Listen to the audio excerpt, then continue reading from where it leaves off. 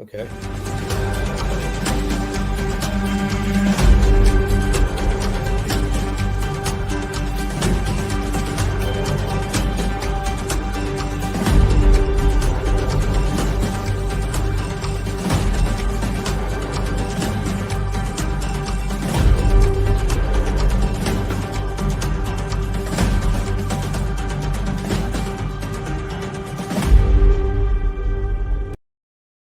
Australia, the sixth largest country on Earth.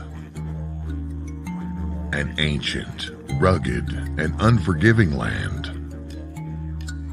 With abundant animal life, both beautiful and deadly. Found within its awe-inspiring landscapes and natural beauty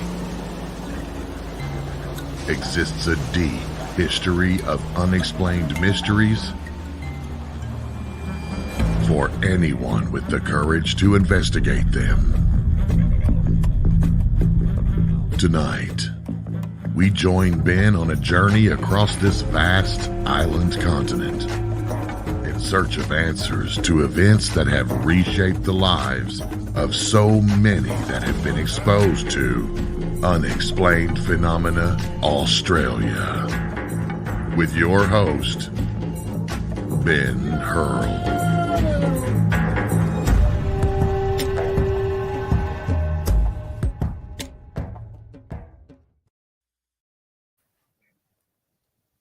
G'day everyone, and welcome to another episode of Unexplained Phenomena Australia. And it is absolutely fantastic to have my first live interview on this show. So we're up to about 20 episodes now. It gives me great pleasure to welcome long-time Australian UFO researcher and good friend George Simpson to the show. Welcome, George. Yeah, g'day. Good to see you, Ben. Yeah, fantastic to see you too. Yeah. And I just wanted to sort of just quickly start off by just talking briefly about how I actually met you in the first place. Right. So I had been, back in the mid-2000s, I'd been reading the Ufologist magazine, and you had your regular feature in there. And column, yeah. And I had seen that you were in Victoria. And I reached out to you, and I said that I was interested in being involved in UFO research. And at that time, you were holding meetings in Chelsea. Yep. And I came down, and I came to probably about 2 or 3 of those meetings. And I met you, first of all, through the meetings that you were held in Chelsea. So, and that would be around about 2010 sometime. So okay, right. Yeah. So that was when I first met you. And but you've been around the UFO scene for a very, very long time. And I just wanted to, maybe if you could give us a little bit of background on when the interest started for you and your journey through what you've done in the UFO field up until today. Well, it really was because of watching television when I was a kid. Science fiction, really. I never got into Star Trek in any sense at all, but years before Star Trek came on, there was a TV science fiction show called The Outer Limits, and there was a different alien on TV every week, and we all collected the bubblegum cards and watched all these TV shows. You know, there was arguments at home with my sisters because I wanted to watch that show every week and they wanted to watch something else. And there was only one TV, and the TV was black and white too. So I got to see every second episode that came on air. But they had these sci-fi stories, and they had a different alien every week. So that really intrigued me. And that was in the early days of the space race. It was pre-Apollo, so. They had the Gemini spacecraft then. Those little Gemini spacecraft were going into orbit and stuff with people in them. The little tin can, that David Bowie sang about. I'm up in this tin can. They were the Gemini things, I think. And then with Apollo, everything got more sophisticated. And before we knew it, they were going to go to the moon. So there was a book at school that I read. They made us read books at school. They taught us how to read, and then they made us read them. You had to pick a book out of the library and read it. And I found one called Flying Saucers, Where Do They Come From? Right. By an Australian author called Richard Tambling. Yes. And I saw that in the library, so I borrowed that and I read that. And it's really, I think it's the first book I ever actually read. Mm. You know, the first book I read all the way through. And and it was all about all these different UFO sightings all over Australia. And I was hooked from then on. So, but there was also stories of UFO encounters and things that were going on around that time as well. You know, during those years, there was all kinds of cases happening. Yeah. And they were being reported in the news. And so they always stood out in my mind, you know, all these different things that were going on. I remember the Tully saucer nests being in the news. Yes. That was around the time in my childhood, you know, when I was at primary school. And I was in primary school the same time that a lot of the Westall kids were in primary school too, and they had the Westall case happen with all the school kids seeing something that flew over their school. But excuse me a minute, we didn't hear about the Westall case when it happened because they suppressed it. What's very interesting about that case is one of the leading Melbourne newspapers in those days was called Truth, the Truth newspaper.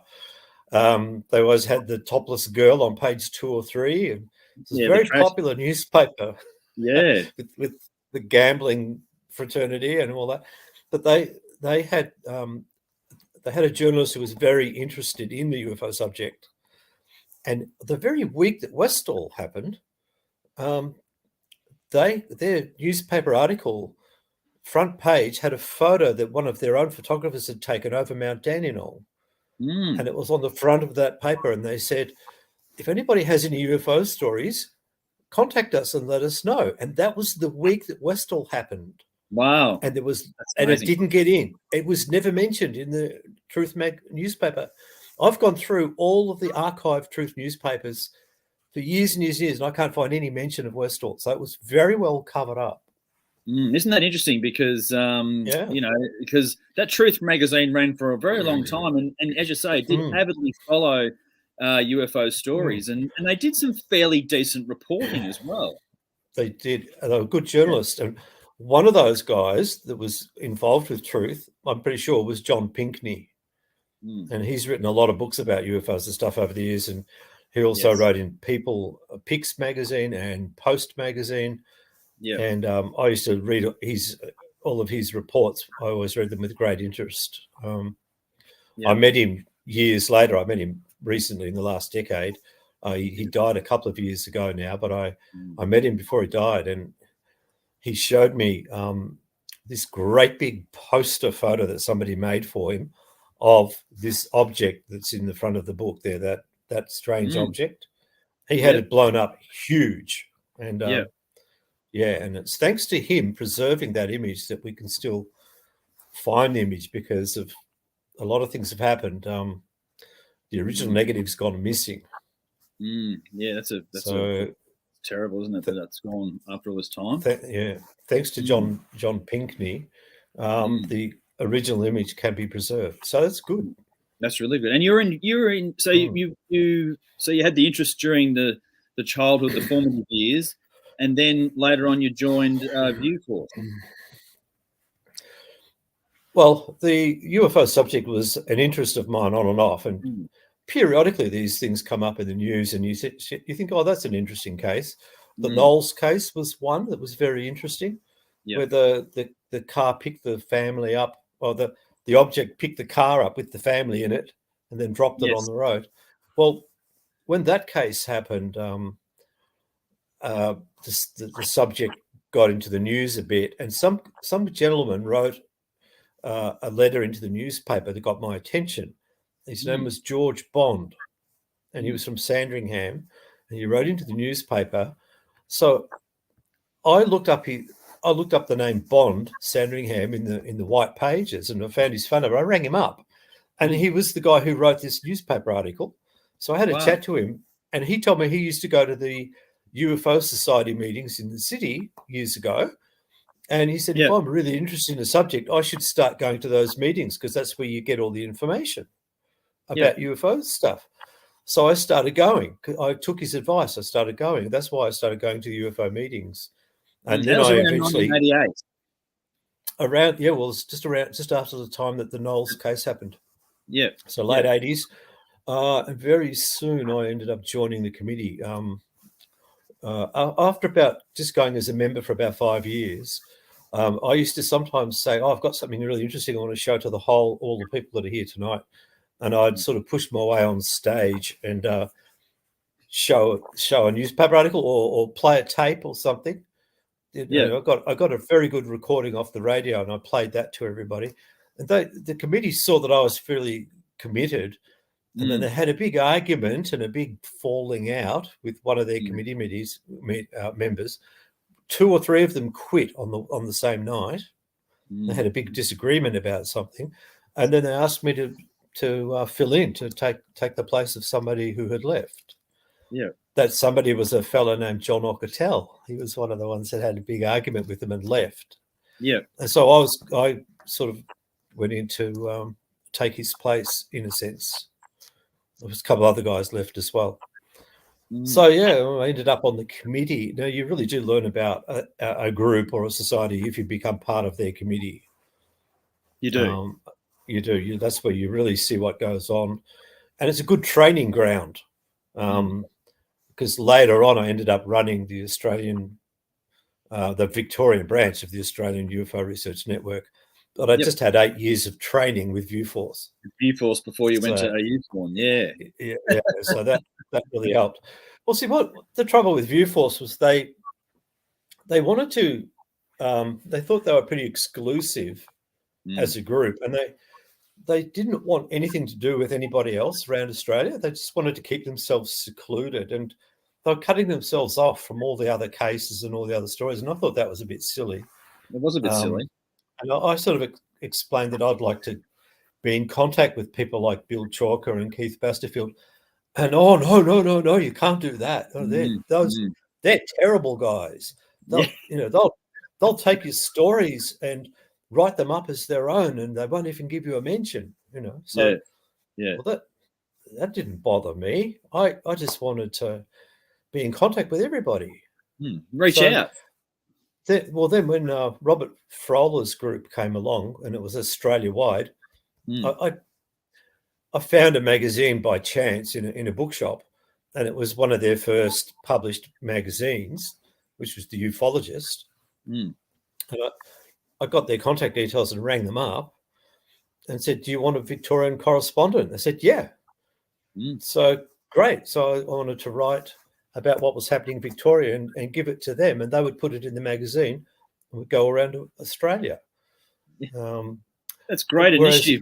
Yeah. Well, with ViewForce, if I wrote an article and gave it to them, they'd reject half of them. And they'd say, oh, you put somebody's name in the article, so we can't do that. We can't put anybody's name in an article. I go, what? Well, they were frightened about being sued, I think. Because Paul Lawman was an American, and he probably warned them, if you use anybody's name, they can sue you. So they, and it was very frustrating writing an article and then it'd bounce, So I'd have to rewrite it and take all the names out or something. But one day I wrote an article and they rejected it. I sent it to AUFON, to the Ufologist magazine. They published it. Yeah. And the next time I went to a committee meeting, you could cut the air with a knife. I'd been a very naughty boy. And you'd made it into the national magazine. Oh, it went all around Australia. Yeah, that's right, as opposed to the local journal. And they had knocked it back, and there it was published. They were not happy. They lost control of me. So that was one of the reasons why I ended up getting more involved with AUFON. Yeah. They had a better magazine and a better philosophy, a better idea. Let's share the information all around Australia. Let's not hold it to ourselves. It was almost a generational shift, wasn't it? You know, going from Viewforce, which had been around since the 50s, with a lot of the same faces for that period of time, and the way they ran things were very much in a old school kind of a way. And by the time you get to Robert Froller and UFO, and they're more, it was the 90s, and they were more progressive moving forward. Yeah, it was a complete sea change, a complete change of attitude, enlightenment, sharing of information, not holding it back. Much better, and being Australia wide too. They had a director in every state, so you had different groups everywhere. It was a much better idea, and they had bigger conference. They had big conferences they put on. Yeah. And they'd have international guest speakers from all. You could go to a conference and you could meet Travis Walton and talk to him.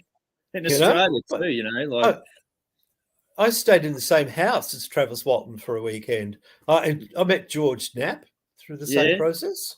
I spent a weekend with George Knapp. It was great. Fantastic. And got to know Travis Walton really well, and a whole lot of other people too. So. A really, really good organizer. I was glad that I had done that, because otherwise I'd just be stuck in the same little room in Brighton with these old people that didn't want anything to do with anybody. Just really, it's so bit hard. Of a contrast. It's so hard to get your head around that, isn't it? Because the UFO phenomenon is obviously a worldwide phenomenon. Why wouldn't we want to know all that information? But it just comes down to those rivalries, and that's very unfortunate that anyone who's been around the UFO field knows that there's rivalries and people don't share information, and it's very competitive in some ways, So look, at one of the first committee meetings I went to, they wanted me to join the committee, and I didn't want to be on the committee, and they said, "Well, come along anyway and just see what it's like." And I went along. They tricked me into going. And they said, "Look, if you come to 3 meetings in a row, you're now a member of the committee." So I stayed away for a while, and eventually they tricked me into going 3 times in a row. They had them once a month, and eventually they got me into their committee. And I saw it as an opportunity to do some writing, because I'd never done much writing, but writing reports was interesting to me, because I'd read a lot of stuff that Bill Chalker had written. And he'd written for a few magazines. He wrote quite interesting stories. And what was interesting about that was, at the first committee meeting that I actually went to, I actually mentioned the name Bill Chalker, and I was almost shouted down for mentioning his name. Bring that unholy name. How dare you mention that name in this holy place? Yeah. kind of thing. It was like that. It was ridiculous. They didn't like the guy. They did not like the guy. It's so hard to believe. And now that's a lovely segue in some ways, leading into the fact that after all this UFO background that you've gotten, and you've looked at many cases over the years, and one that's captivated you perhaps the most was the disappearance of Fred Valentich. And you've very recently, just completed a book on Fred Valentich. And the thing that must be said about this, it's been decades since anyone has written a book about Fred. And and I'd like to have just talk to you about that process. And I'm just going to bring it up onto the screen so people can see the new book. So it's called Nothing on Radar, The Valentich Mystery, George Simpson, available on Amazon. So, and I highly recommend anyone who's followed the Fred Valentich story or interested in Australian UFO stories in general, to grab yourself a copy of this book. It really is essential reading if you are into UFOs and particularly intrigued by Fred Valentich. Well, it covers a lot of years, because it's 44 years ago this year that it happened. Yes, we had a 40th anniversary for him at Moorabbin Airport on the 40th. Yeah. It was a lovely and wonderful day that we had with yourself and Steve Roby, et cetera, et cetera. I'm just going to, just for those who may not be familiar, I'm just going to pop up the picture of Fred again. So that's Fred Valentich. He disappeared on the 21st of October 1978 while flying his Cessna over Bass Strait. And this was the actual plane. So that is DSJ, VHDSJ. And he disappeared in this area here when he took off from Moorabbin, and he was heading to King Island, which is just to the northwest of Tasmania. So that's the short version for anyone who's listening to the show who's not familiar with it. But it was a very big story. Well, why it was so big really was because we have a pilot who's up in the air flying a plane and describing this thing that he's seeing from in the plane, something flying around him, traveling at speeds that he's never seen before, and looking like something he's never seen before. And, he asks, are there any military aircraft? Because they're the only things he can think of that could go that quick. Yeah. And he keeps being told, there's no aircraft in your vicinity. And I think on about 3 occasions he's trying to ascertain how can this thing be doing what it's doing. At one point he said it's just passed over me 1,000 feet above, at least 1,000 feet above, and then for a while it's completely vanished. And then at one point he says he seems to be playing some sort of a game. He says, and it was a game. It was a cat and mouse game, and Fred was the mouse, unfortunately. This thing was flying rings around him. He actually said, it's flying over me at 2-3 times at a time at speeds I cannot identify. That's an amazing statement. Well, hang on, try unpacking that for a minute. What does that mean? What can fly over you at 2 to 3 times at once? At a time? It's just completely bizarre. It's a very, very strange description, a very detailed and compact description of something very odd going on. And of course, he's trying to problem solve this in a pilot's way, isn't he? Like he's not up there, talking about this in an ordinary civilian way. He's addressing this problem that he's got, trying to troubleshoot it with Steve Roby at Tullamarine on the ground, and he's trying to compress those sort of statements, isn't he? Well, and from Steve's point of view, there's not very much you can do when you're talking to somebody over a two-way radio, and you're holding a microphone in one hand, flying a plane with the other. And there's not really much Steve can do except observe and listen and talk to him. I mean, Steve can't see anything, of course. It's just all over the air. It's a radio communication, and that's all. Yeah, exactly. So with the book, what was your aim in writing the book? What were you trying to achieve, and what points were you trying to make, or what new information were you trying to present to a 21st century audience? Well, it's a pretty complicated question to answer. Fred, my first thing is I've come across a lot of websites where they discuss various websites, especially ones with pilots, people in the aviation industry, have little websites where they all get on and chat about various things. And every now and then the Valentich case will come up and they all start talking about, he's the guy who was flying upside down and got disorientated and crashed into the sea. Okay, well, if that happened, you crash a Cessna into the sea from 4,500 feet, because he was just asked, what's your actual level by Steve? And his answer was 4,500 feet. You crash a plane from that height into the sea, things break up. You get to get stuff floating, and they would have found something. Nothing was found. Yeah, and even aviation fuel would have leaked from the impact. The tanks would have popped or burst or something. There would have been some fluid somewhere, and aviation fuel floats on the water. They found some diesel fuel, which turned out to be marine diesel fuel.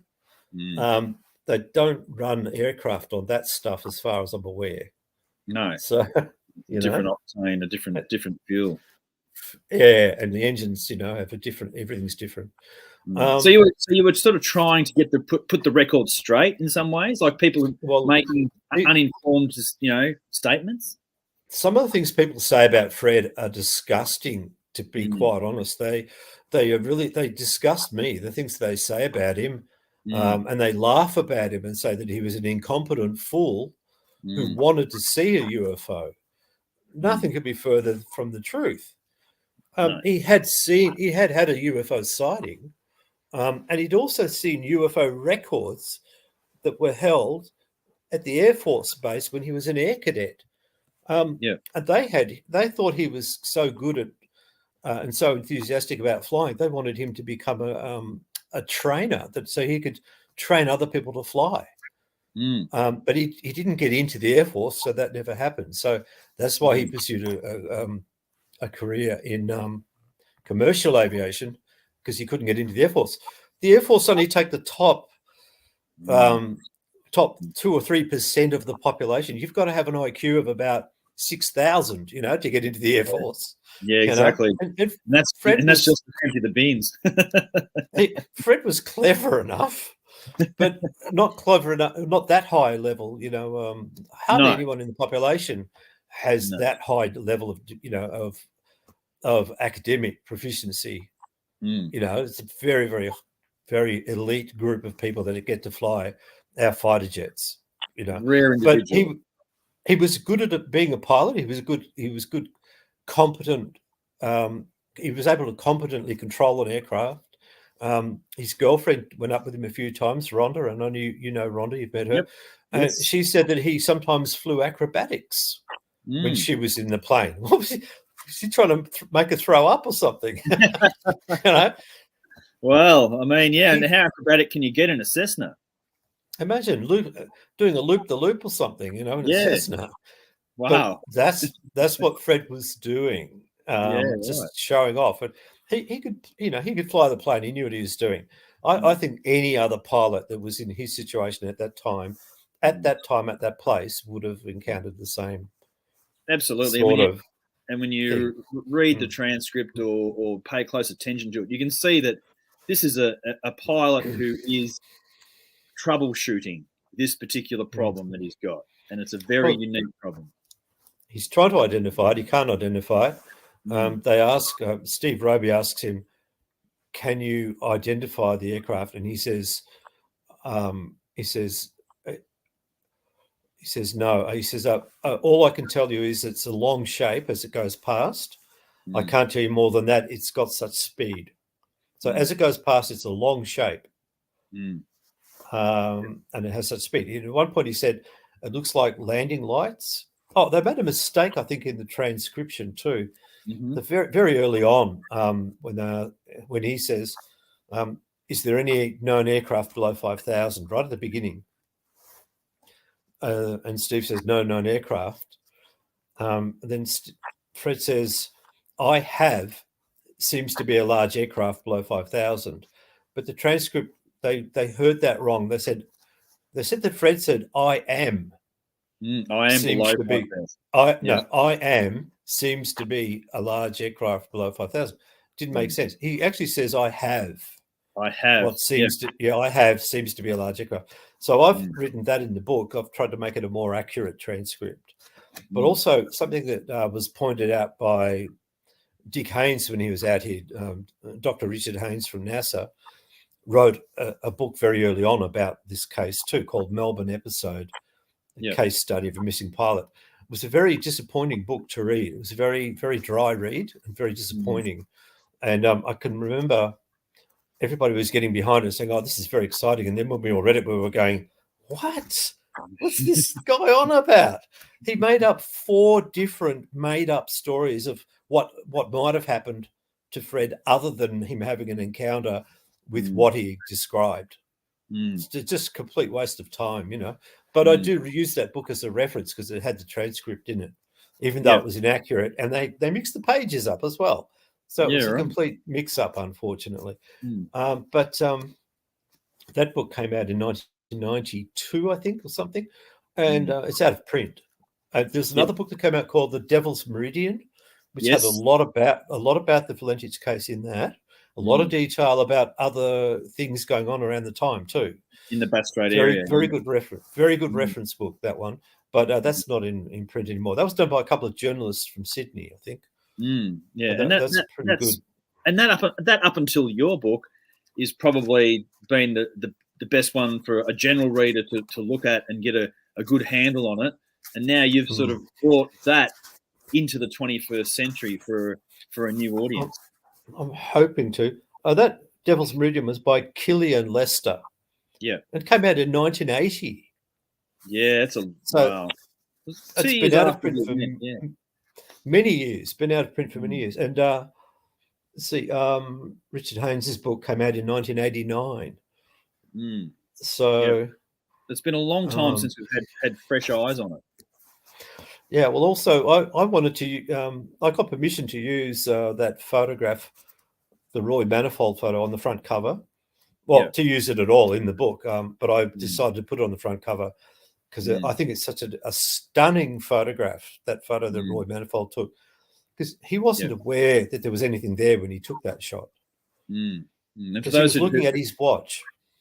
Yeah, he was. And for those who weren't familiar with that, that was the series of photographs that were taken near Cape Otway by a plumber who was on holiday at the same time that Fred flew over, a very similar time to that. So, and those photos were sent away to America for analysis, and there was a lot of scrutiny put onto those pictures because it really does tie and adds a lot of weight to what Fred was reporting.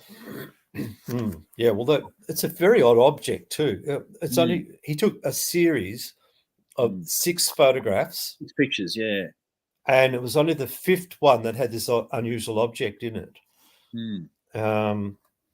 I think the 4th photo had a disturbance in the water. It looked like there was, but the sea was nearly flat. I'll just bring the book cover back up again on the screen. I've just brought the book cover back up, and so for people who are looking, you'll see that this is the photo that George is talking about on the cover of Nothing on Radar. So that object there, and I've had it on this show in previous episode as well, when I did an episode on Fred Valentich previously. So you can see this is the object that Fred's talking about, that was taken by Roy and that's the very night that Fred disappeared. So you can see it was a beautiful evening. And the object there, you've got the sort of the top. It's like a spinning top sort of a shape, and the sort of the energy coming off to the left and the cloud to the right. So it's an amazing picture. It is. What intrigued me by it is an area next to the object is like a blue sparkly area in the sky. Yeah. It's not in the previous photos or the one after. Yeah, just in this photo, just around this object, there's a field of like blue sparkles, and the camera has picked that up.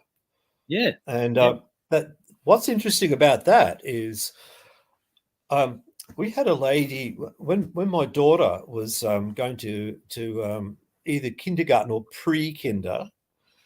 There's a kindergarten in the very next street to us, and there was that was around the time I started going to the committee or becoming a member of the committee, and my wife had mentioned for some reason that I was. She thought I was going to miss some event that was significant in the life of our little daughter who was growing up, because I was going to go to this darn committee meeting. And they said, "Oh, what committee is that?" And then she said, "Oh, the UFO Research Committee." And this lady just started laughing and said, "Oh, that's a whole lot of bunkum, that stuff. It's a whole lot of rubbish." A couple of weeks later, she was standing at my front door, excited like crazy, jumping out of her skin, jumping up and down on the spot, wanting to tell me about a UFO sighting she had just had. So she'd gone from a complete skeptic to seeing one. And the one that she saw flew right over her house. She could see it. She was washing the dishes, standing at the kitchen window, looking out. And on the horizon, there was a big bright light coming towards her, getting bigger and bigger and bigger. And she said to her husband, "Hey, come and look at this. Come and look at this." And he wasn't interested. And she was just about screaming by the time it got bigger and bigger. They both ran into the backyard to watch this thing go over. And it was so big, it was like the size of a football field. It blocked the whole sky out as it went over, and it was silent. It had a big row of lights along the front edge of it. And she said this. She was interested in this big object that went over. Where we live here, the beach goes right. It's a beachside suburb. There's a whole row of suburbs, and we've all got the bay, Port Phillip Bay, right there. So all the beaches are down there. Now the planes from Moorabbin Airport fly up and down along the beach. It's good for them because if something goes wrong, they can land on the beach without hitting houses and stuff. Well, this thing was going along the same way where all the planes go, and it went right over her place. It went right over here, and I wasn't home, so I didn't see anything. But what she said was she could see a plane going along near the beach, and she could hear the plane down over. It's about half a kilometre from her house, but you can hear the planes as they go along. This huge thing blocked the whole sky out, went above her, made no sound. Amazing. And it wasn't a balloon. It was like the size of a football field and silent. But what her husband was really interested in was not only that this big object was flying along silently, but there was on one side of it, there was a big field of bright blue sparkling dots in the air. Wow. So this is coming back to similar to what we see on the Roy Manifold photo. That's what you can see in the Manifold photo. So when you so listeners, when you go out and purchase George's book, have a really good look at that cover photo, and you'll see quite clearly what he's talking about with that blue sparkle coming off the object. So it's really good to see a similar story like that. Now with the disappearance, the theories have raged over the years, haven't they, George, about what happened. There's the theories that he went into a spiral, ended up in the ocean, that he was flying upside down, that he crashed, that he flew off to South Australia somewhere. There's, that he was running drugs, everything under the sun. People saw him in Argentina. Like there was all these stories that came out about Fred. But one interesting connection was one that you received several years ago, was about a farmer in South Australia. Would you like to talk about that for a little while? Right. Okay. Well, that is a more recent development. Yes. What happened was there was a lot of UFO sightings happening in New South Wales and central New South Wales and around Coonabarabran. And Bill Chalker was investigating them all. And he went and visited a lot of people and spoke to a lot of witnesses. And a lot of them said, "Oh, you got to go and talk to this guy called Laurie," right? This bloke called Laurie ran the local hardware store in Coonabarabran, and several of them said, "You've got to go and talk to him." What he was doing was he would talk to all of his customers and ask any of them if they'd ever had any unusual sightings or experiences of any type. And when they said that they had, he would write it all down. He was documenting basically all the UFO sightings. And the funny thing is, it's a bit like Wycliffe Wells. Coonabarabran is like a very, very hot Australian hotspot for UFO sightings, UFO activity. And there's a lot of telescopes up there. There's a lot of telescopes in the area. Now, I haven't actually been to Coonabarabran myself, but there's a lot of sky watching going on up there. And big sky country. And a lot of stuff comes from there. A lot of reports come from there. So anyway, Bill was out there talking to all these people. He chased up this guy called Laurie. His name was Laurie Ryder. Now, he got really up in arms when John Howard tried to get everybody's guns handed in. Remember after that shooting down in Tasmania? Yes. So around that time, Laurie was very upset because he was on the side of all the farmers. All the farmers, he said, needed to be able to keep their guns because they need them on the land. So he's well known in the community up there for that sort of stuff, of making a stand against the government. And that's fair enough, I guess. But he claimed that he documented all these UFO cases, and he said the most interesting one of the lot was when his farmer from South Australia came in. He'd moved up there, and he came into the shop one day, and so Laurie asked the farmer. We never got the guy's name, by the way, but Laurie asked this farmer, what's the strangest thing that you've ever seen? And the farmer said, well, there was a guy. He said, I was harvesting lucerne, which they use for crop feed, down in South Australia on the Riverina sort of area, somewhere around between, say, Keith and Murray Bridge, somewhere down that way. Yep. And he said he was farming, and there was this very unusual noise that started up, and he thought there was something wrong with his equipment, his farm equipment. So he uncoupled it, because it's all runs off the tractor's motor, but you can uncouple the equipment, which he did. And he went to the back to see what was gone wrong, maybe a bearing or something, but the noise continued. The equipment was stationary and not moving, but he was still getting the noise. So he's trying to figure out, hang on, what's this I'm hearing? And then he looked up, and then he saw this large flying disc just hovering above him. And he checked it out very closely, because as Laurie described, a lot of these farmers actually are pilots. They do a lot of crop dusting on their properties. So they fly their own little planes around, and they do their own crop dusting. It's part of being a farmer, I guess. And they have airstrips at the end of their property. And so he expected this object to have to maintain a virtual, a certain amount of speed to stay airborne. He said this wasn't going fast enough. He thought it was going to drop. So he ran. He left his tractor and just ran away to get clear of this big round object, just in case it fell down, because he couldn't see any reason for it to be supported.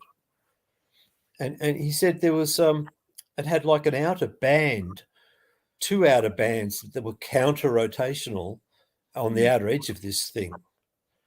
And he said, but one band was going very quickly and the other one was not going very fast at all. And there were little spurts of flame coming out of one end of this object. He thought and it was making this horrible screeching noise. So he thought there's something wrong with this thing. And so that's why he ran away.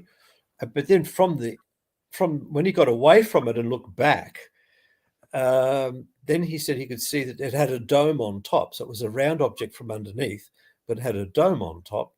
And he said it looked like it had an archway door, like a church door, on the side of the dome. He said there were no handles and no windows or anything. And then he said, as it sort of rotated, as it hovered there, something came into view. And he said it was a Cessna aircraft was kind of stuck or attached to the side of this object, just sitting there. That's an amazing... And he couldn't work it out. He said that there were no chains or ropes or anything holding it up, but there was oil running down. He thought there was oil running down the outside of the Cessna. And when I imagine it, this description, it was a very clear description. It reminds me of, like saying how insects get stuck to the front of a car or a truck. The grill. Insects get stuck, or all over the bumper, you get things stuck on there.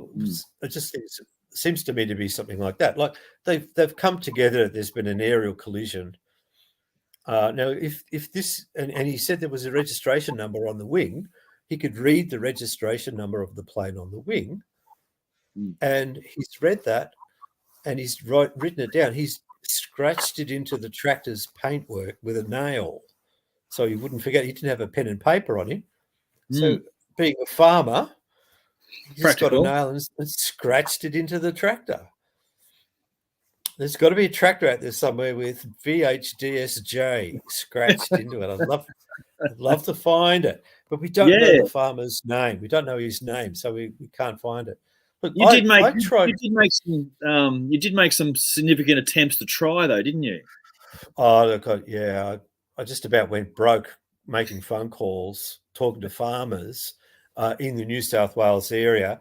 I managed to find the name of a guy. A number of people that I spoke to, I was asking them, do you remember somebody who moved here from South Australia? And they all come up with the same guy's name. And I tracked him down and I got his number. And I phoned him and spoke to him, and he didn't know anything about what I must have sounded like a real lunatic to him, And he had an unusual name. He was known as Church. That was his his first name nickname. was Church Mason was his name. Yeah.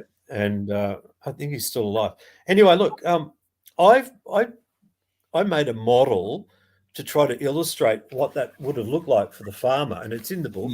And here's this photo that I made of the model. Oh, you can see yep. The plane stuck. Can you see that? The plane sort of stuck to the side. Hang on. Yes, that's better. Like that? Perfect. That's just perfect there, yeah. And you can see the ground is down there where the trees are. Yeah. And there's this thing up above, and there's a plane stuck to it. Yeah. And you can read the registration number on the wing. Yeah. Well, that's just a little model that I mocked that up just to illustrate what I imagined when I was hearing the tape, this farmer telling the story. But that's how it appeared to me in my mind. And that could be completely wrong. So but it's what the guy described. And this was the day after Fred disappeared, was it? Or it was very close to that. It was the Sunday morning. Fred disappeared on the Saturday evening. Yeah. This was on the Sunday morning, but in Adelaide. Yeah. Yeah. So right place, right time. So, well, that's sort of, it could have been anywhere in Australia, I guess, but it was the next day, the next morning. And the farmer said that he watched the thing fly away and it was still making a screeching noise as it flew away. Now, I also I wrote about that and put it in the Ufologist magazine. And I got various people emailed me who'd read the magazine article and contacted me to tell me that they had similar stories. And one was a guy who was a cameraman working for Channel 2 in Adelaide. He said when he was 5 or 6 years old, he and his brother got woken up in the early hours of the morning, and it was 1978. So when he was 5 or 6, and they woke up because they heard a funny rumbling noise, and they looked out the window, and there was this big circular object hovering over their house and the house across the road at the same time. This was big, and it woke them up. But they didn't see an airplane stuck to the side of it, but it was around the same time, and this thing was making a funny noise, and it woke them up. He was a Channel 7 cameraman. So I wrote about that in the book too. That's in the book. Excellent. So we've got some. So the whole farmer angle was sort of, it really sort of adds another completely strange dimension to what potentially happened to Fred. So what are your thoughts? What do you think happened to him? What's your take on it? Look, the funny thing is, when it comes to the UFO subject, anything's possible, and nothing's too strange or too bizarre. You've heard about alien abductions and things like that, and that they're doing genetic experiments on humans and all this sort of stuff. All of that's pretty weird too. There's nothing that's that strange that couldn't be true. No, but for some people, well, when Bill first heard this story and he was recording, I've got the tape recording of the guy from Coonabarabran telling the story that what the farmer told him. We have that on tape. It's a fairly good recording, and I've transcribed that tape, and that's in the book here as well. So you can read what Laurie said, how he described these bands spinning around, and how the thing how he scratched it into the tractor with the rego number.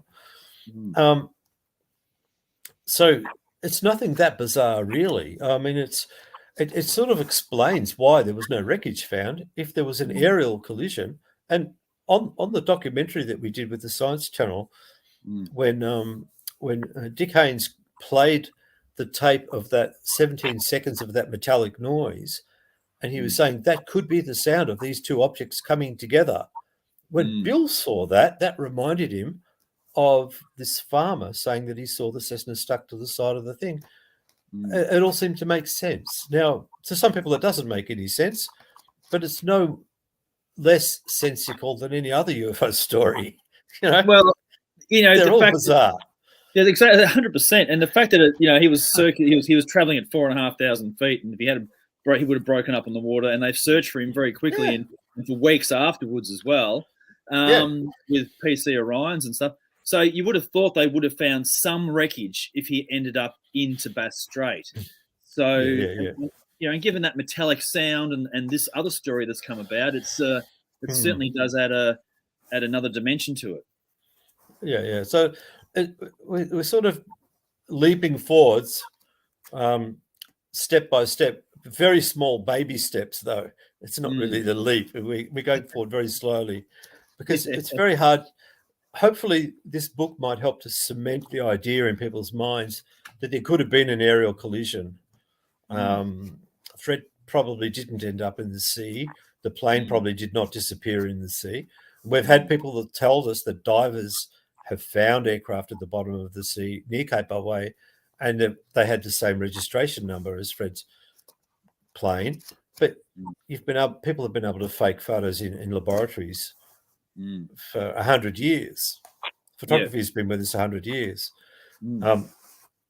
I've never seen those photographs that were taken by those divers. They were apparently published, but I've never seen them. And the story was some divers found some planes under the sea, and one of them was Fred's plane, and the door was ajar. There was no human remains in the plane. But I've never seen those photos. Wow. There's no evidence. There is no evidence that the plane was ever found at the bottom of the sea. No. There is no evidence. Only the cowling that was washed up on Flinders Island many years later, and that's 5 years later. 5 years later, and it was not conclusively proven to be a part of his plane, or that was from the same. It was the same type of plane. The serial number didn't match. No, it was found only a couple of 100 meters from the runway of that of that island. Yeah. And it is a part that's known to disappear. Every now and then on planes, they when they service the plane, they find that air intake's disappeared. It's only held in by a couple of rivets, and it's not a crucial part of the aeroplane. No. If it comes adrift and rattles off and flies away and gets lost, the plane can still fly and operate normally. Yeah, it's not going to bring it out of the sky. It's like losing a rear vision mirror or something. You can still drive your car. You're not going to crash because you lost your rear vision mirror. It's something like that. It's akin to that. It's not that important, but the match, the numbers, the register or the serial number of the parts did not match that of the missing aircraft. So, and the other thing is, what's convenient about it? It was found at Flinders Island, near the airport on Flinders Island. Yep. And where Fred disappeared was near King Island, heading towards King Island. I'll just bring that map back up there. So on the map, you can see, King Island to the left and Flinders Island to the right. Yeah, Flinders Island's on the right there. Now, there's about a 300-kilometre gap between those islands. Yep. And guess which direction the water current flows? The other way. Yeah, so we would have to flow against the current for 4 or 5 years against the current to get to Flinders Island if it came from where Fred was. Yes. So that's a bit of a stretch, I personally believe that's a stretch as well. And hopefully, perhaps with the release of the new book, maybe some new information might come to light as well. Well, I would like to know who the farmer was. Somebody must know who the farmer was. He must have spoken to somebody about it, because it's that ridicule factor. You see, people they'll say, look, I saw a UFO. I'll tell you all about it, but you can't use my name. Don't use my name because that happened. That Kibble, that James Kibble. Yes, that was his attitude for years. He let them have his photo. He reported what he saw and that he took the photo. And that's a very interesting little object in that photo that he took. That object that was side on.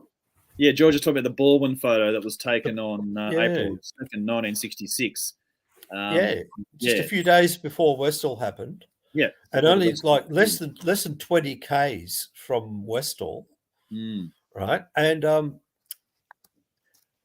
you can't deny after all these years that there must be some connection between the two. Oh, absolutely. There must be some connection. No question about it. But Kibble did not have his name associated with that photo for about 30 or 40 years. It was only in the last few years that he owned up that it was him and that he took the photo. And But that's because of this ridicule thing. Now that he's retired, you know, he didn't think it was going to be any harm done having his name associated with it. But, you know, he took that photo and he nearly broke his nose with the camera when he pulled it up quickly to his face to take the shot. It was a big, heavy camera. He banged himself in the nose with the camera. He nearly broke his nose, you reckon? Oh, wow. So we're very lucky to get that. Incredible photo. Very So lucky. we're actually out of time. We've come to the end of the episode, which is we could talk for another 2 hours about this. So I just want to bring the book back up again. So this is George's book, Nothing on Radar, The Valentich Mystery, available on Amazon now. So be sure to get on and order your copy. And hopefully we've given you a nice little teaser about the contents. And George, thank you so much for joining me tonight on this episode. And, you know, we look forward to I look forward to reading the book. And I'm sure other people are going to really look forward to getting an updated, version of what's happened into the 21st century. So thank you very much for joining me tonight. It's been my pleasure, Ben. It's always nice talking to you. And I hope everybody don't just buy one copy of the book, buy two. Give one to your best friend. How's that for an idea? That's a wonderful idea. So and I'll get George on again in the future too, so we can do another follow up. But thanks again, George. Good on you, Ben. Thanks very much for having me. I really